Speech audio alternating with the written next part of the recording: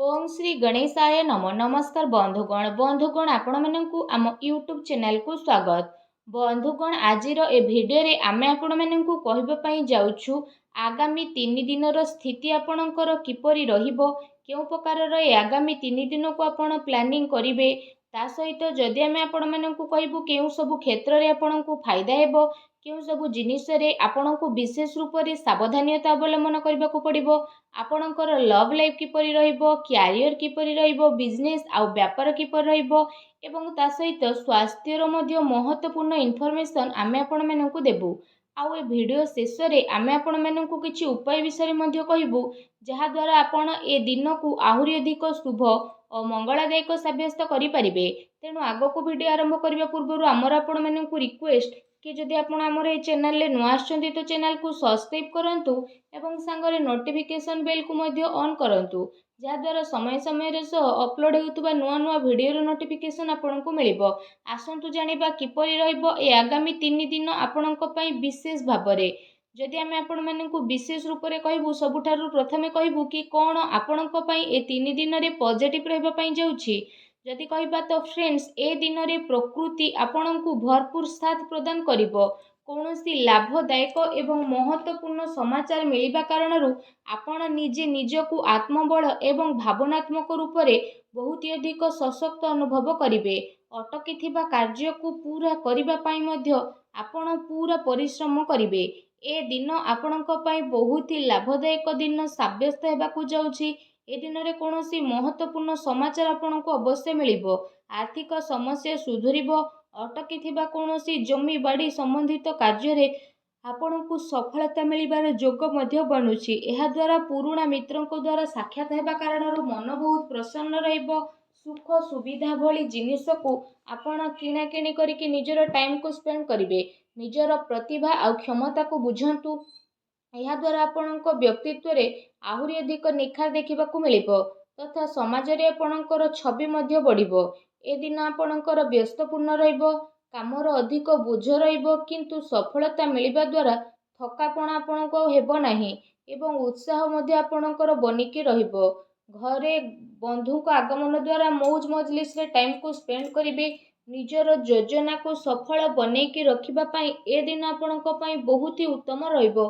काफी लंबा टाइम रु चली आसुथुबा कोनोसी प्रॉब्लम रु आपणको मुक्ति मध्य मिली जिवो, जहा पई आपण निजे निजकु चिंता मुक्त विशेष रूप रे अनुभव करिवे एवं आर्थिक मामला रे ठोस एवं महत्वपूर्ण निर्णय आपणक पई लाभदायक सिद्ध हेबो। समस्तंकर चाल आपणक सपक्षरे रहइबो एवं एहार आपण भरपूर उपयोग मध्य करिवे। आपणक भितरे कार्य प्रणाली कारणरू आपण समस्तंक प्रशंसार मध्य पात्र होई जिवो, किंतु कौनसी भी कार्य बा योजना पूर्वरु रूपरेखा अवश्य बनंतु। एहा आपणक पई बहुत ही भल रहिबो। अनेक प्रकारर सफलता ए दिन रे आपणकु अवश्य ही प्राप्त हेबाकू जाउछि। ता सहित आसंतु जानिबा आपणक पई कोन ए दिन रे नेगेटिव रहिबो। निजर क्रोध एवं तरतर भली जेपरि स्वभाव रे आपण नियंत्रण रखंतु।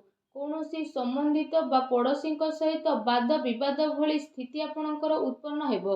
उचित हेबो कि निजर कार्य उपरे आपण ध्यान दियंतु। अन्यर अजथा कथा को नजर अंदाज करंतु। मन रे किछि भूल बुझामणा बा आशंका हेबार विशेष रूप रे संभावना रहिछि।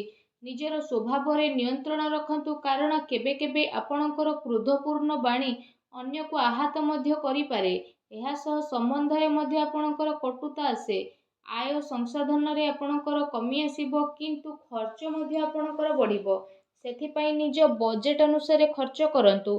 किछि अस्वस्थता मध्य आपण अनुभव करिवे, किंतु आपणकर कॉन्फिडेंस आपणकु एक्टिव बनेकी रखिबो। एहा सहित जदि कहिबा अन्य कारणरू कौनसी प्रकारर धन हानि मध्य आपणकर होई पारे। भाई भौणी सहित निजर संबंध को खराब ना हेबाकू दियंतु नाही। एहा द्वारा अकारण रे ही आपणकर चिंता उत्पन्न हेबो। कौनसी प्रतिद्वंदी जलन भावना कारणरू आपणक पई किछि नकारात्मक वातावरण मध्य अनुभव हेबो एवं किछि कथा को नै लड़ाई झगड़ा मध्य आपणकर होई पारे, किंतु टिके सावधानता आपणको प्रॉब्लम रु मुक्त मध्य प्रदान करिवो। घर बड़ वृद्धंकर अवहेला आदु करंतु नाही।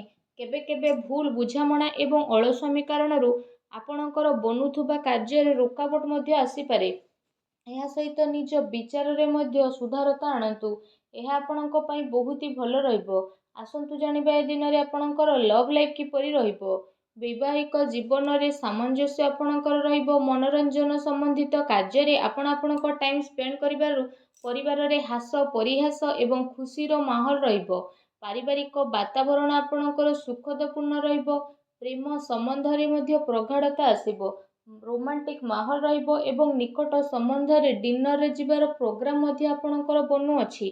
କାଫି ସମୟ ପରେ ଘରୁ ବାହାରିବା ଏବଂ ଲୋକଙ୍କ ସହ ମିଶିବା ଆପଣଙ୍କୁ ଖୁସି ଏବଂ ଶାନ୍ତି ପ୍ରଦାନ କରିବ। ପାରିବାରିକ ବାତାବରଣ ଖୁସି ଭରା ରହିବ। ଘରର ସମସ୍ତ ସଦସ୍ୟ ଜଣେ ଆଉ ଜଣଙ୍କ ସହିତ ଟାଇମକୁ ସ୍ପେଣ୍ଡ କରିବେ। ବାହାର ସମ୍ବନ୍ଧୀୟଙ୍କ ସହ ସାବଧାନ ରୁହନ୍ତୁ। ଏହାଦ୍ୱାରା ମାନହାନି ହେବାର ସମ୍ଭାବନା ରହିଛି। ପରିବାରର ଗତିବିଧି ଆପଣଙ୍କ ଉପରେ ଦେଖା ମଧ୍ୟ ଯିବ। କାହିଁକି ନା କାମର ବ୍ୟସ୍ତତା ପରେ ଆପଣ ପରିବାରକୁ ଟାଇମ୍ ଦେଇପାରିବେ ନାହିଁ। ସେଥିପାଇଁ ଆପଣ ସେମାନଙ୍କ ପାଇଁ କିଛି ଟାଇମ୍ ଅବଶ୍ୟ ବାହାର କରିକି ରଖନ୍ତୁ। ବୈବାହିକ ସମ୍ବନ୍ଧରେ କିଛି ସମୟରୁ ଚାଲି ଆସୁଥିବା ଟେନସନକୁ ଆପଣ ସୁଲଝେଇବାରେ ସଫଳ ପ୍ରଦାନ ହେବେ ଏବଂ ଘରର ବାତାବରଣ ପୁନଃ ସୁଖଦ ଏବଂ ମଧୁରପୂର୍ଣ୍ଣ ରହିବ। ଆସନ୍ତୁ ଜାଣିବା ଏ ଦିନରେ ଆପଣଙ୍କ ବ୍ୟବସାୟିକ କ୍ୟାରିୟର କିପରି ରହିବ। ଏ ଦିନରେ ବ୍ୟବସାୟରେ ପ୍ରଡକ୍ସନ ସମ୍ବନ୍ଧିତ କାର୍ଯ୍ୟରେ କମି ଆସିବା କାରଣରୁ ଚିନ୍ତା ରହିବ, କିନ୍ତୁ ଆପଣଙ୍କର ପେମେଣ୍ଟ ଆସିବା ଦ୍ୱାରା ଆର୍ଥିକ ସ୍ଥିତି ଆପଣଙ୍କର ମଜବୁତ ରହିବ। ସେଥିପାଇଁ ବେଶୀ ଟେନସନ ନେବାର ଆବଶ୍ୟକତା ନାହିଁ। ଉଚ୍ଚ ଅଧିକାରୀଙ୍କ ସହଯୋଗ ଆପଣଙ୍କୁ ଆପଣଙ୍କ କାର୍ଯ୍ୟରେ ସଫଳତା ପ୍ରଦାନ କରିବ। ତା ସହିତ କୌଣସି ବଡ଼ ଧରଣର ଅର୍ଡର ମିଳିବାର ମଧ୍ୟ ଯୋଗ ବନୁଛି। ସରକାରୀ ସେବାୟତ ବ୍ୟକ୍ତିଙ୍କ ଉପରେ କାର୍ଯ୍ୟର ଅଧିକ ବୋଝ ମଧ୍ୟ ଆପଣଙ୍କ ଉପରେ ରହିବ। କାର୍ଯ୍ୟ କ୍ଷେତ୍ରରେ କୌଣସି ନିର୍ଣ୍ଣୟ ଏକା ନିଅନ୍ତୁ ନାହିଁ। ଟିମ୍ ୱାର୍କ ବନେଇକି ଆପଣ ସବୁବେଳେ କାମ କରନ୍ତୁ। ଏହାଦ୍ୱାରା ବ୍ୟବସ୍ଥା ଉତ୍ତମ ବନିକି ରହିବ। ଆର୍ଥିକ ମାମଲାରେ କାହା ଉପରେ ଅଧିକ ଭରସା କରନ୍ତୁ ନାହିଁ, ନା କୌଣସି ପ୍ରକାରର ସମଝୋତା କରିବେ। ବ୍ୟବସାୟିକ କ୍ଷେତ୍ରରେ ଆପଣଙ୍କୁ ଆପଣଙ୍କର ପରିଶ୍ରମର ଅନୁରୂପ ବହୁତ ଭଲ ପରିଣାମ ମଧ୍ୟ ହାସିଲ ହେବ। ଏ ଦିନରେ ଆପଣଙ୍କୁ ଆପଣଙ୍କ ଭାଗ୍ୟର ଅଧିକ ସହଯୋଗ ମିଳିବ। ଚାକିରି ପେଶା ବ୍ୟକ୍ତି କୌଣସି ସରକାରୀ ମାମଲାରେ ଫସି ମଧ୍ୟ ପାରନ୍ତି, ତେଣୁ ସାବଧାନ ରୁହନ୍ତୁ। ବ୍ୟବସାୟିକ ପରିସ୍ଥିତି ଆପଣଙ୍କର ଅନୁକୂଳ ରହିବ। ନିଜର ପୁରା ଧ୍ୟାନ ବିଜନେସରେ କେନ୍ଦ୍ରିତ କରନ୍ତୁ। କୌଣସି ବଡ଼ ଲୋକଙ୍କର ମିଳିବାର ସମ୍ଭାବନା ମଧ୍ୟ ରହିଛି। ବ୍ୟବସାୟିକ ଗତିବିଧି ସମ୍ବନ୍ଧିତ ଯୋଜନା କୌଣସି ବାହାର ବ୍ୟକ୍ତି ଆଗରେ ଆପଣ ସେୟାର କରନ୍ତୁ ନାହିଁ। କେହି ଏହାର ଅନୁଚିତ ଉପଯୋଗ ମଧ୍ୟ କରିପାରେ ଏବଂ ଅର୍ଡର ସମ୍ବନ୍ଧିତ ସବୁ କାର୍ଯ୍ୟରେ ପକ୍କା ବିଲ୍ର ଆପଣ ଉପଯୋଗ କରନ୍ତୁ। ଚାକିରି କରୁଥିବା ଜାତକଙ୍କ ପାଇଁ ଏ ଦିନ ବହୁତ ହି ଲାଭଦାୟକ ଦିନ ରହିବାକୁ ଯାଉଛି।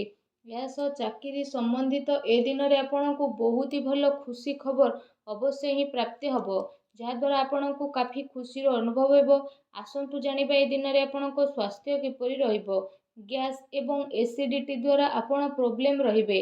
ଖାଦ୍ୟପେୟରେ ସଂଯମତା ରଖନ୍ତୁ। ବ୍ୟବସ୍ଥିତ ଦିନଚର୍ଯ୍ୟା ରଖିବା ପାଇଁ ଆପଣଙ୍କୁ ଆବଶ୍ୟକ ରହିଛି। ସ୍ୱାସ୍ଥ୍ୟ ମୌସୁମୀ ପରିବର୍ତ୍ତନ କାରଣରୁ ଥକାପଣ ଆପଣଙ୍କୁ ଅନୁଭବ ହେବ ଏବଂ କମଜୋରି ଅନୁଭବ ହେବ। ନିଜର ଇମ୍ୟୁନିଟି ସିଷ୍ଟମକୁ ଷ୍ଟ୍ରଙ୍ଗ କରନ୍ତୁ। ତା ସହିତ ନିଜ ସ୍ୱାସ୍ଥ୍ୟକୁ ଆହୁରି ଅଧିକ ଭଲ ରଖିବା ପାଇଁ ଆପଣ ପ୍ରତ୍ୟେକ ଦିନ ଯୋଗ କରନ୍ତୁ, ବ୍ୟାୟାମ କରନ୍ତୁ ଏବଂ ସୁସ୍ଥ ରୁହନ୍ତୁ। ଆସନ୍ତୁ ଜାଣିବା ଆଜି ଆପଣଙ୍କ ପାଇଁ କ'ଣ ବିଶେଷ ଉପାୟ ରହିଛି। ଏ ଦିନରେ ଆପଣ ବିଶେଷ ରୂପରେ ସ୍ନାନ ଆଦି କରିସାରିବା ପରେ ନିଜର ଶ୍ରଦ୍ଧା ଅନୁସାରେ, ନିଜ ସାମର୍ଥ୍ୟ ଅନୁସାରେ ସବୁଜ ମୁଗର ଦାନ ଭଗବାନ ଶ୍ରୀ ଗଣେଶଙ୍କୁ ସ୍ମରଣ କରିକି କରନ୍ତୁ। ଏପରି କରିବା ଦ୍ୱାରା ଭଗବାନ ଶ୍ରୀ ଗଣେଶଙ୍କ କୃପା ପ୍ରାପ୍ତ ହେବ ଏବଂ ଆପଣଙ୍କ ଜୀବନର ସବୁ ଦୁଃଖ କଷ୍ଟ ଦୂର ହେବ, ସବୁ ବାଧାବିଘ୍ନ ମଧ୍ୟ ଦୂରେଇ ଯିବ। ଆଶା କରୁଛି ଆଜିର ଭିଡ଼ିଓଟି ଆପଣଙ୍କୁ ଭଲ ଲାଗିଥିବ। ଭିଡ଼ିଓଟି ଭଲ ଲାଗିଥିଲେ ଭିଡ଼ିଓଟିକୁ ଲାଇକ୍ କରନ୍ତୁ। ଆଉ ଯଦି ଚ୍ୟାନେଲରେ ନୂଆ ଆସିଛନ୍ତି ତ ଚ୍ୟାନେଲକୁ ସବସ୍କ୍ରାଇବ୍ ମଧ୍ୟ କରନ୍ତୁ। ଧନ୍ୟବାଦ।